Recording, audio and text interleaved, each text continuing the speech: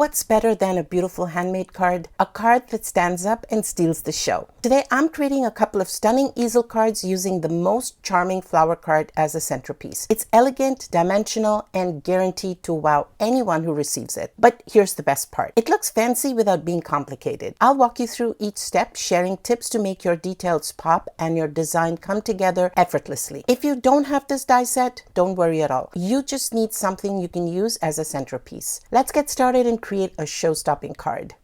Okay, so today I'll use this beautiful die set from Spellbinders to create my easel card. This is the card I've already made, and let me explain the details first so you can find something else in case you don't have this die set. Once you understand how the mechanism works, you can recreate it with anything in your stash. I used an embossing folder to create some dimension and interest for the backdrop against which I'll lay the flower card with the buckets of flowers. This is the entire die set with so many pieces for all the details. Look at all these beautiful, cute flowers. The inside has flower pots that help the card front stand up like an easel by acting as stoppers. You can use anything as a stopper, a stacked sentiment or a stacked banner sentiment for dimension so the card stands up and doesn't slide shut. You can stand it up in multiple ways, making this a versatile design. There are many different types of easel cards, and this is one of them. I'll recreate it using a different color palette and a different backdrop. I already have a top folding card that I created with Nina's Solar Crest heavyweight cardstock, and I'll show you how I scored it. I have different scraps of paper that I'll be using to cut out all of these dies. The die cutting process takes a while since there are so many pieces, but once I'm done, I'll be right back to show you the next steps. Alright, so I have done a lot of die cutting as you can see, and also used an embossing folder for the background panel. I used Barely Peach cardstock from Spellbinders, which is unfortunately discontinued, but I'll add a link to the one that's the closest match in my blog post. By the way, you'll find a list of supplies in my blog post, but I wasn't able to identify a lot of the colored cardstocks I used as I was using scraps. So just use whatever you have on hand. Now, even though Barely Peach is a heavyweight cardstock, I'm still going to need a piece of white cardstock behind it to provide more reinforcement and stability. I haven't adhered the embossed piece to the white panel yet because I'm not sure which side I'll use once the flower elements are ready. One side has a debossed effect, which is very pretty, and the other has an embossed effect. Both are so beautiful, I'll decide later. Next, the card base needs one thing done. We need to score it to create the easel mechanism. I have the set of inks and will ink up the die cuts, which I'll show you in just a second. First, let's get the easel done. This is an A2 card, and assuming this is the front of the card base, which measures 5.5 inches, I need to score it at 2 3/4 inches to create a fold. I'll score both sides to make it easier to fold since this is a thicker cardstock. That's all I need to do for the card base, and now I can proceed with the next steps. I like using my glass magnetic mat to hold my Altenew sticky mat in place. Now, let me show you all the die cuts I have. These are all the pieces I've cut out and stored. Since there are so many tiny details, it took a while to complete the die cutting, and the good news is that the hardest part is already done. The rest of the card assembly is super easy and creates such a beautiful effect. I'll set the larger flowers aside for now. I've cut out 5 of these flowers. 3 will go on the top of the card and 2 inside. Each of these flowers has additional layers. These tiny dies cut out individual flower layers that will be added on top. To enhance them, I'll add a little bit of ink blending. Now for the orange flowers, I'll use a paper pencil and add some white ink to lighten up the orange, creating a nice contrast. Once I finish inking up these pieces, I'll assemble the card.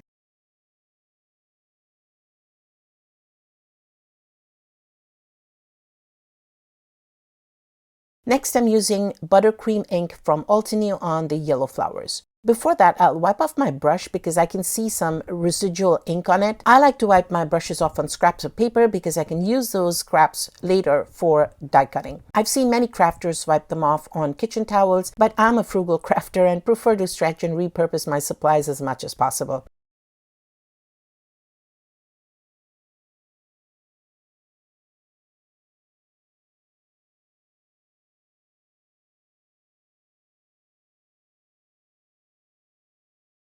I'll use a bit of this gray ink by Altenew called Cloudy Night only on the sides to add some shadow and keep the shadow on the same side on all the buckets.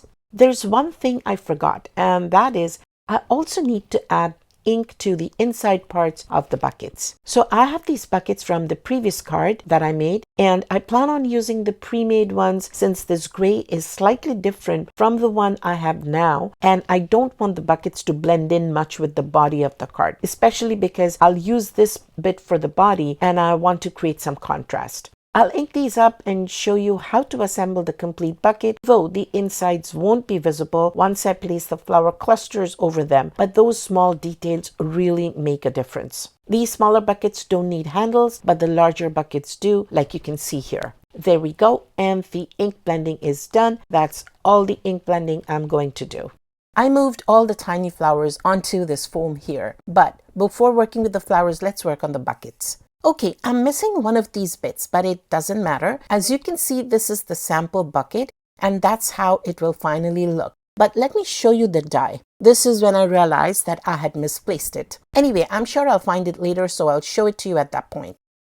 Basically, there is a single die that cuts out the bucket handle and the dots for the wheel. I think they're called the cogs for the wheel, and this tiny piece that goes on the bucket handle. Actually, let's glue them down before I lose the little dots.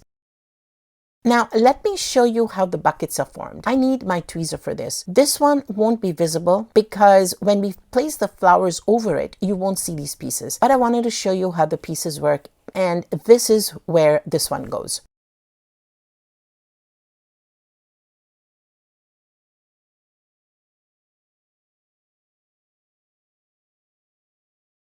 Okay, so this is what we have so far, and then we have 3 of these pieces. These are etchings here. You'll be able to see them.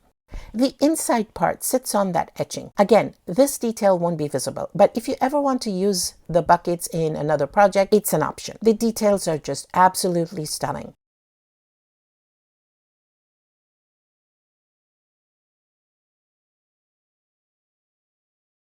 Now that everything is prepped, I'm ready to start assembling the card. Keep watching as I show you how simple it is to put everything together. First, I'll give the flowers a little dimension. I don't have the right flower shaping tools for this, but I'll use the stylus end of the Simon Says stamp jewel picker and the foam backing of the Simon Says stamp cleaner to do this. When one doesn't have the right resources, one has to find a way to be resourceful, right?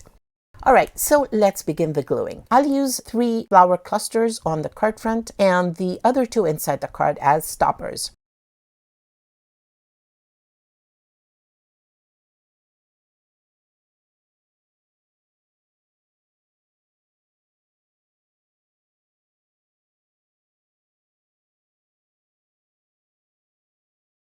The next step is attaching the cluster to one of these bases. I'll hold it in place and apply glue here because this part will sit on the base.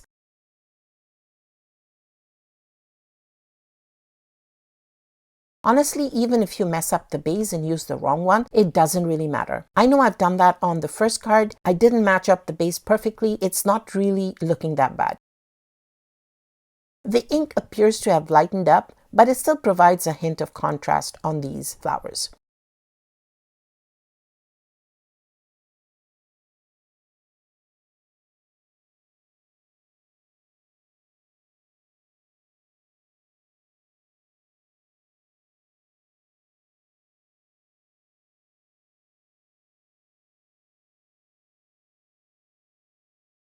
One more done.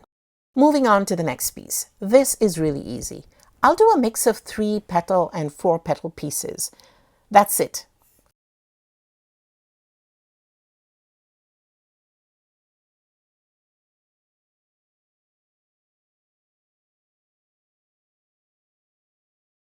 I'm not going to raise or give these pieces any dimension because, as I said, these are the inside ones that will also act as the stopper. I'll offset the individual ones slightly so the darker background shows up. I've left a few empty spaces here to create some contrast. Next, I need to place these on the buckets. For now, I'll set them aside and start assembling the cart. This piece will go on top here. Look at the amount of detail.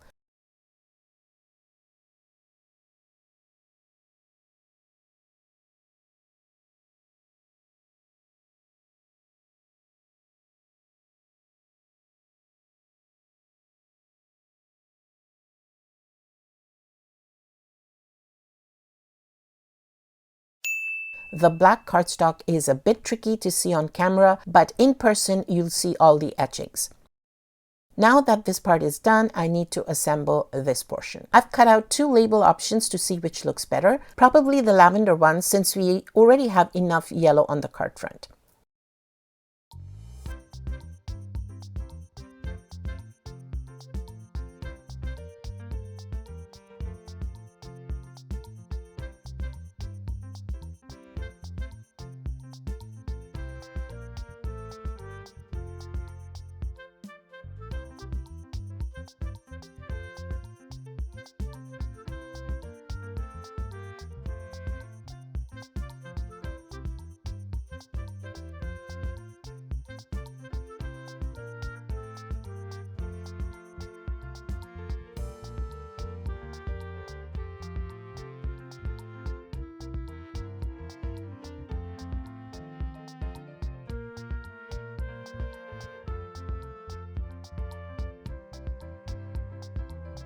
This brings us to the part where we start making the final arrangements.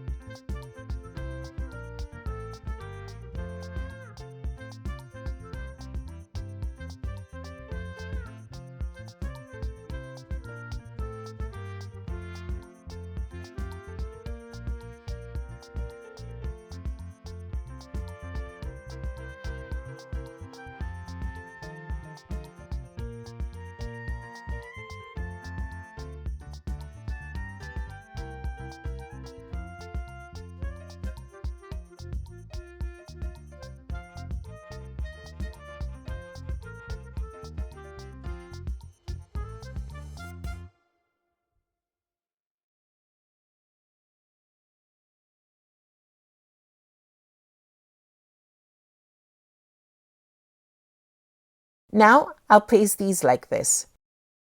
Let me try a few variations. I'll take a photo like I usually do and compare them to see which looks best. Here is one option, and here is another. I think I'll go with this one because otherwise there's too much yellow. Yep, this is the one.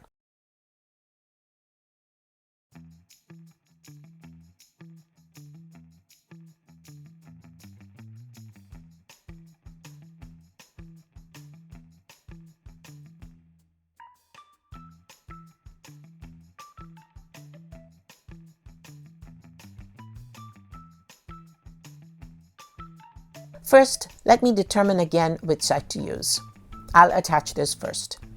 I can see more of it this way, so I'm adding a generous amount of glue because the surface is bumpy.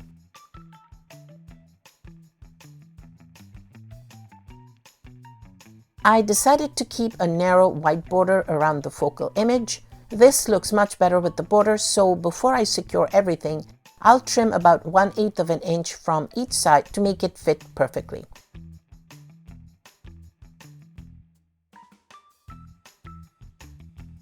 Now let me stick everything down and complete the card.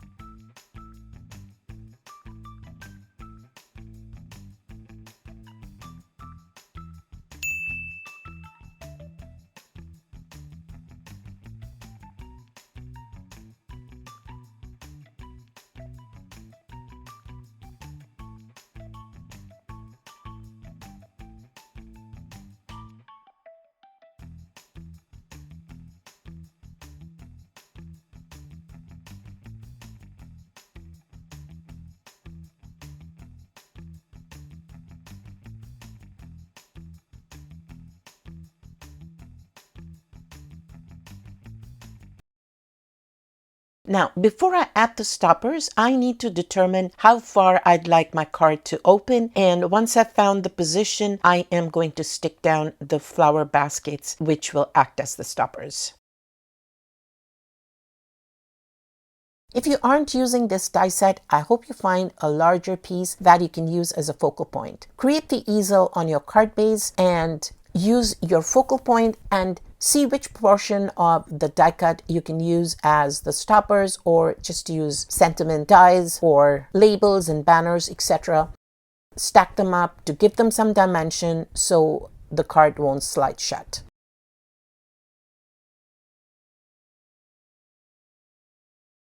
By the way, I found the die I was missing. This one basically cuts the bucket handle and the tiny bit that goes over the handle, plus the little cog of the wheel as well. Alright, so now this is ready. It's well adhered. Just fold it back and it stands up straight. If you want, you can stand it up like this as well, but obviously it's meant to be positioned like this.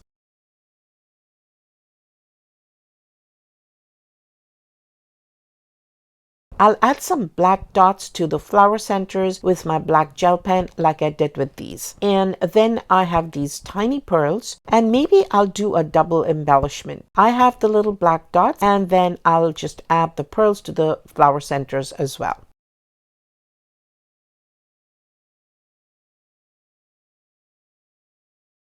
So here are the two cards. Have you ever made easel cards before? Do you have a favorite fun fold you make over and over again? I'd love to know, so please put it in the comment. By the way, I'm wondering if you're like me and you love to collect pattern papers without wanting to cut them up because they're just too pretty to chop up. If you said yes, then I recently made a video to show you my insane collection of pattern papers and how I finally got up the courage to make 5 cards and another bonus idea with a few of the busiest patterns. Make sure you check out this video here.